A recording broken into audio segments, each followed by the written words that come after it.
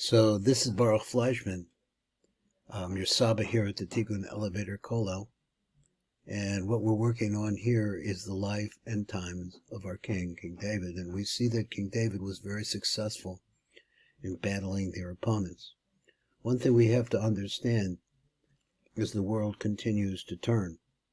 The meaning that every day is a new one, and as days string together, different patterns develop.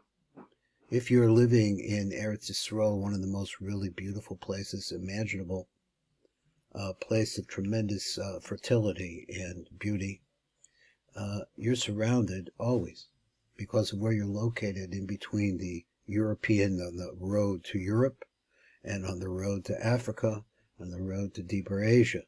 All of these roads bring all kinds of different influences into that land, all pour into them, and many of them are bad. So we have this today. We have the hate of Hamas. The hate is a world hate now. Let's see what's going to happen. God should protect us.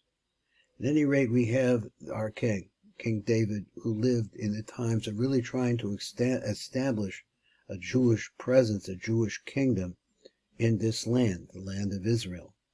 And so therefore it's not easy. Just like it isn't today, the same thing is that we're really looking at whether or not there's going to be an Israel, because you got a big chunk of the world that just thinks that Jews are troublemakers, took Arab land.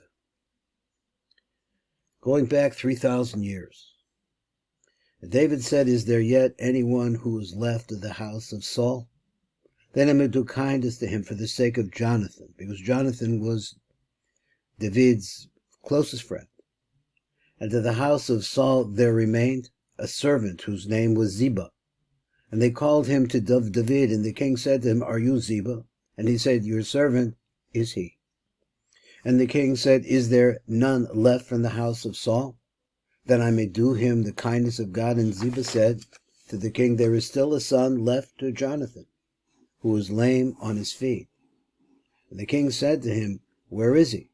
And Ziba said to the king, 'Behold, he is in the house of Machir, the son of Amiel, in Lodeber.'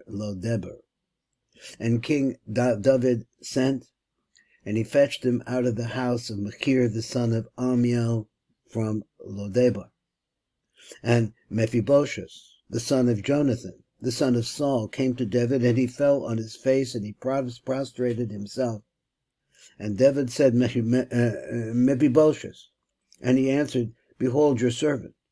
And David said to him, 'Do not fear, for I will surely show you kindness for the sake of Jonathan your father.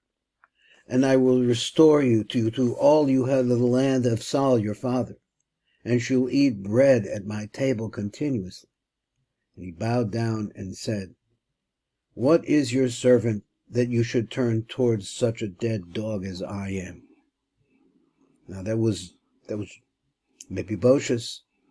And the king called to Ziba, Saul's servant, and said to him, 'All that belonged to Saul and to all his household have I given to your master's son. And you shall till the soil for him, you and your sons and your servants.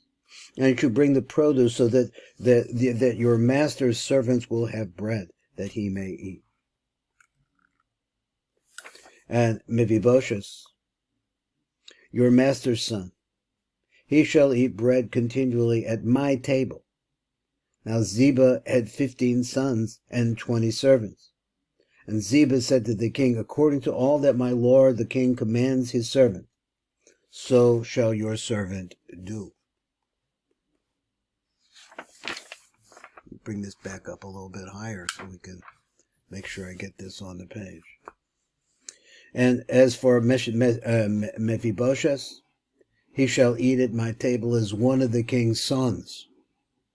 And Mephibosheth had a small son whose name was Micha. And all the inhabitants of Ziba's house were servants to Mephibosheth. And Mephibosheth dwelt in Jerusalem, for he ate continually at the king's table. And he was lame on both his feet. This is Baruch Fleischman, short little bit of the story of our king, King David, and his times.